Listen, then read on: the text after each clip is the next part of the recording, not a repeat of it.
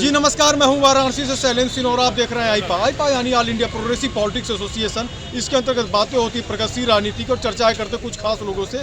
चूंकि अब 2022 का आगाज हो चुका है, रणबांकुरे मैदान में आ चुके हैं, तो निश्चित है, लाजमी है कि चुनाव की चर्चा होगी। तो आज हम इस समय मौजूद हैं वाराणसी के मुख्यालय पर और जानते हैं क्या हाल है इस समय चुनाव के। तो देखते हैं कि किन बिंदुओं के साथ लोग वोटिंग करेंगे, क्या काम हुए हैं।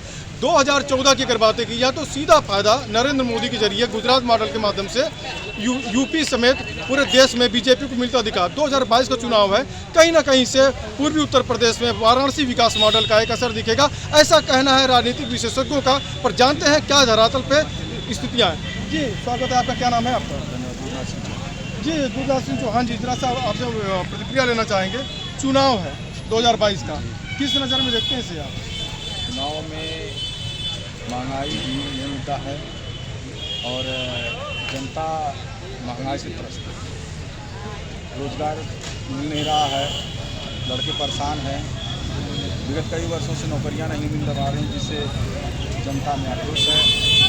सरकार अगर राशन दे रही है 5 किलो तो करीब जो किसान है उसका 50 किलो 5 किलो जरूर दे रही है, लेकिन 50 किलो उसका साढ़ चढ़ जा रहे हैं, जिससे किसान में आक्रोश है। किसानों के हित के लिए सरकार को कम से कम ये करना चाहिए था कि जो छुट्टा पशुएं हैं उनके लिए कोई व्यवस्था की है सरकार, लेकिन आप देखेंगे हर खेत में किसान परेशान है, रात भर जाग रहा है। और उसमें कितने किसान जो इस भीषण ठंड में, ठंड बहुत तगड़ी लग रही है, आप जान ही रहे हैं, माइनस लगभग 9 डिग्री न्यूनतम तापमान है, जिसमें किसान दिन भर, महिलाएं जागती हैं, रात को पूरी जागता है, बीमार हो जा रहे हैं और इलाज के लिए परेशान रहते हैं। बात करेंगे 2022 का चुनाव, वाराणसी विकास मॉडल को किस तरह से आप देखते हैं? TFC है, रिंग रोड है, यहाँ की गुजरात, तमाम ऐसे यहाँ पे काम बीजेपी द्वारा जुड़ा जा रहा है। बहुत से नेताओं के कहने की आर्टिफिशियल विकास हुए हैं, क्या कहेंगे आप? यहाँ पे तो जो रोड का थोड़ा विकास हुआ है, ऐसी बात नहीं है कि नहीं हुआ है, लेकिन गांव में एक भी सड़क आप देख लीजिए, विगत 5 वर्षों में गांव की कोई भी सड़क नहीं बनी है। नई सड़क, अगर कोई भी गांव सभा में जाए, वहाँ देखे कि एक गांव में कोई एक नया रोड बना हो तो बता दीजिए। हम शहरों में विकास हो रहा है, शहरों के विकास से हम लोग बिहार के गाँव के रहने वाले हैं और गाँव के बारे में जानते हैं। विद्युत के क्षेत्र में तो काफ़ी कार्य हुए हैं यहाँ पे। नहीं, बिजली तो मिल रही है, लेकिन मगर बिल पे क्या कहेंगे? वही तो कहना चाह रहा हूँ ना, पहले बिजली बिल 350 रुपये था, आज 1500 रुपये मिल रहा है। 350 में केवल जब सोने के बाद लाइन आती थी, उठने के पहले लाइन कट जाती थी। ठीक है, लाइन मिलती थी, इसके लिए तो दुगना कर देना चाहिए था, पब्लिक से 5 गुना नहीं लेना चाहिए था। अगर आप बिजली दे रहे हैं 8 घंटे 16 घंटे दे रहे हैं, तो समझ लीजिए कि 16 घंटे में दुगना पैसा कर देते। आप 350 के 700 कर देते, 700 जो आप 1500 2100 रुपये ले रहे हैं, तो महंगी तो है ही। क्योंकि ये गांव घर में इतने तो पैसा, देखिए इस समय 2 साल से कोरोना चल रहा है, कोरोना काल में ये स्थिति है कि आदमी का रोजगार नहीं मिल पा रहा है। जो आदमी काम करता था 1 महीना काम करता था, वो 15 दिन 10 दिन काम कर रहे हैं, तो आदमी बेरोजगार हुए हैं। ज़मीनी हकीकत यह है कि अब रोजगार रह नहीं गए हैं और बिजली महंगी हो गई है, गैस सिलेंडर महंगा हो गया है। सरकार को इस पर ध्यान देना चाहिए था, तभी पब्लिक इस पर ध्यान देती है। तो हमारे साथ और भी लोग मौजूद हैं, इस जिला मुख्यालय पर मौजूद हैं। यहाँ पे तमाम लोगों से हमारी बातें हो रही हैं, जानते हैं अलग अलग प्रतिक्रियाएं क्या हैं। 2022 का चुनाव जो है ये कितना महत्वपूर्ण है इस बार का, और हर पार्टियों के लिए, समाजवादी पार्टी के लिए, बीजेपी के लिए, कांग्रेस के लिए, BSP के लिए।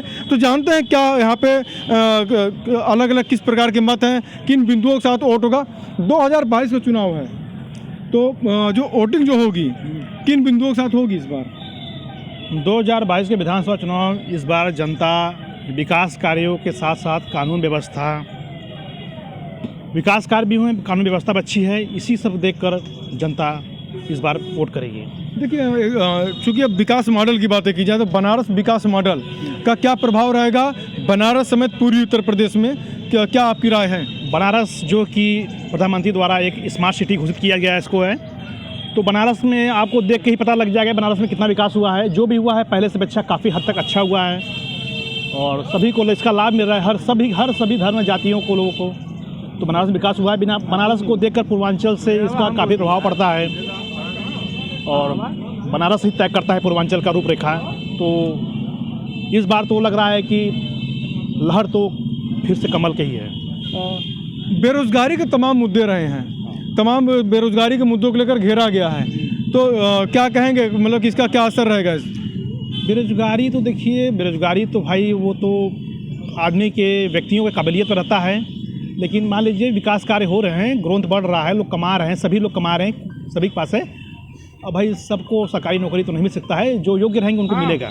नरेंद्र मोदी के अगर संसदीय क्षेत्र की बातें की जाए, जो यहाँ पे बातें की जा रही विकास की, कितना सच्चाई देखते हैं विकास में? चूंकि अन्य पार्टियों के कई लोगों का ये कहना कि आर्टिफिशियल यहाँ पे डेवलपमेंट हुआ है। नहीं, ऐसी बातें नहीं है, हम देख रहे हैं, पर बनारस रहने वाले हैं, हम देख रहे हैं। आप देखेंगे, ध्यान से देखेंगे, जो रोडों की स्थिति सही है, फ्लाईओवर सही है, फ्लाईओवर को जो उसके नीचे है उसको सही प्रकार से स्टील से घेर दिया गया है, और लाइट भी अच्छी है, सब व्यवस्थाएं हैं, बहुत कार्य किए हैं। अब कुछ जनता का भी कार्य होता है, जनता भी लापरवाह जाती है, जनता की लापरवाही से थोड़ा गंदगी बढ़ जाती है, लेकिन सरकार द्वारा, कर्मचारियों द्वारा, सरकार द्वारा बहुत कार्य हो रहा है, अच्छी कार्य हो रहा है। सरकार को भी और मौका दीजिए, उत्तर प्रदेश विधानसभा चुनाव के लिए योगी आदित्यनाथ को कम से कम 5 साल और दीजिए। हमारे साथ और भी लोग मौजूद हैं यहाँ पे, जानते हैं कि क्या हाल है इसमें। 2022 का जो चुनाव है किन बिंदुओं के साथ होगा? 2022 का विधानसभा का चुनाव विकास वर्सेस गुंडा राज के खिलाफ होगा। विकास, पूर्व की सरकार थी, उस समय की जो सरकारें थी, उस समय केवल प्रलोभन दे के, तरह तरह की गलत तरीके से नौकरियां या नियुक्तियां दे के केवल गबन किया जाता था, जनता को गुमराह किया जाता था।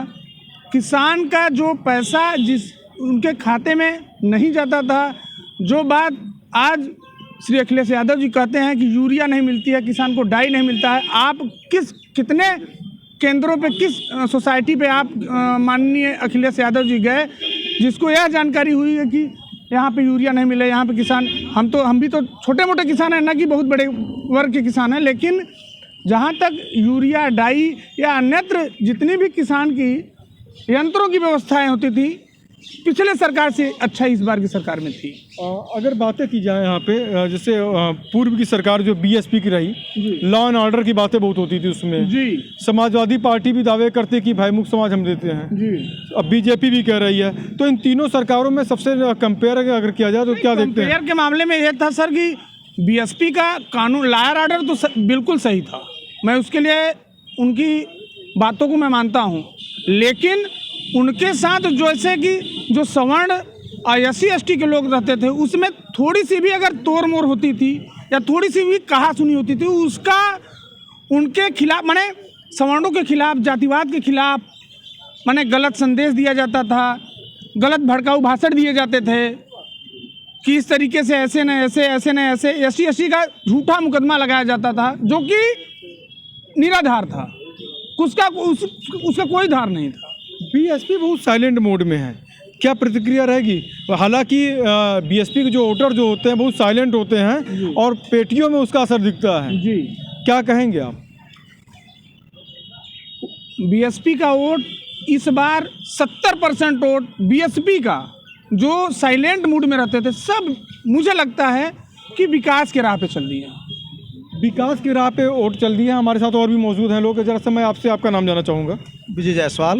विजय जायसवाल जी, अगर बातें की जाएँ, थोड़ा सा आप आइए इधर, अगर बातें की जाए यहाँ पे, तो बनारस के विकास मॉडल को किस नज़रिए से देखते हैं आप? कुछ विकास कार्य समझ में आते हैं आपको? बनारस में तो बहुत अच्छी विकास हुई है। विकास के मामले में आप अभी जो हाईवे टाइप का रोड सब बनी है, प्लस उसके बाद ओवर ब्रिज बनी है। जो हम लोग बनारस से आते थे, ग्रामीण से फ़िलहाल तो मैं हूँ, ऐसा लगता है कि बनारस से आने में हम लोगों को 2-2 डेढ़ घंटा लग जाता था, अब तो 15-20 मिनट में हम लोग पहुँच जाते हैं।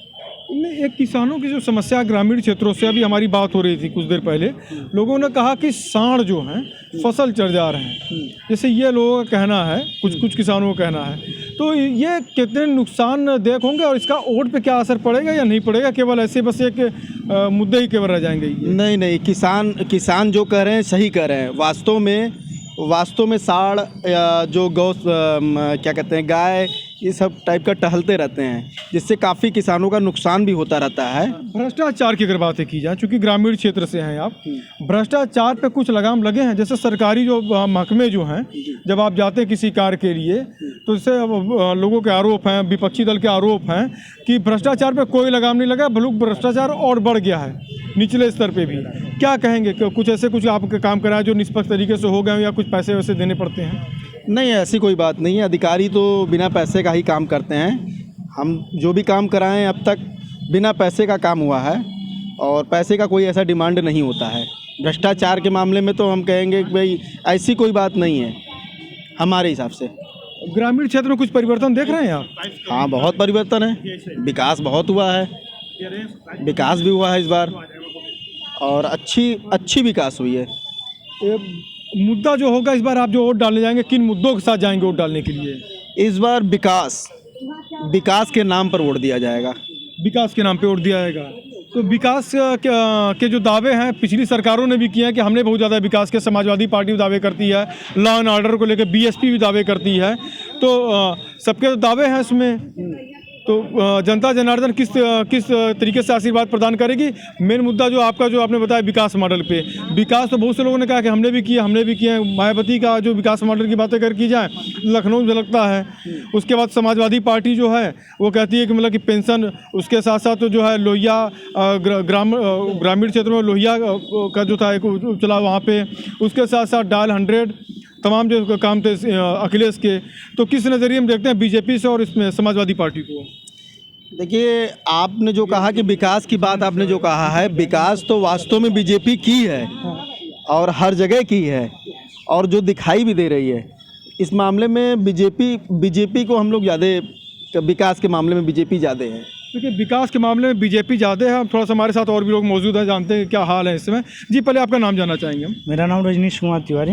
रजनीश जी, अगर बातें की जाए तो ब्राह्मण वोटों को लेकर तमाम दल जो हैं काफ़ी अपने तरफ साधना चाहते हैं। उसमें विकास दुबे जैसे मामले हैं, एक अलग खुशी का मामला है। अभी विकास दुबे की पत्नी भी जो है कह रही हैं कि हमारे साथ न्याय नहीं हो रहा, जो दबाया जा रहा, हम लोगों की आवाज़ें दबाई जा रही हैं, काम नहीं हो रहे हैं। तो ये जो मुद्दे क्या कुछ वोटों में कुछ कारगर रहेंगे ये सब समाजवादी पार्टी के लिए, बीएसपी के लिए, कांग्रेस के लिए, या बीजेपी से मोह भंग होता नज़र आ रहा है? युवा हैं, जानना चाहेंगे आपसे। ना, उससे तो कोई बीजेपी का वोट से कोई मतलब नहीं है उसका। बीजेपी का तो ब्राह्मणवादी जितने हैं सब बीजेपी के ही पात्र हैं और बीजेपी को ही लाइक करते हैं, बीजेपी को ही जिताएंगे। किन मुद्दों के साथ जाएंगे आप वोट करने? जो हमारे यहाँ इतने काम हो गए हैं, जो भाजपा पार्टी है इतने काम कर चुके हैं कि उनका सारे काम दिख रहा है और बाकी लोग तो कुछ कर नहीं पाए। ना तो 370 हटाए, ना तो मंदिर बनाए, ना तो कुछ करे। बीजेपी का कर दिखा है आपको? बहुत ज़्यादा बीजेपी का। देखिए, एक अलग अलग प्रतिक्रियाएं थी सबकी और सबके हमने राय जाने और लोगों ने अपनी अलग अलग बिंदुओं पे अलग अलग जवाब दिए। और देखते हैं 2022 में आने वाले समय में किस प्रकार से किन मुद्दों के साथ वास्तविकता वोट पड़ते हैं। वाराणसी से शैलेंद्र सिंह, आईपा।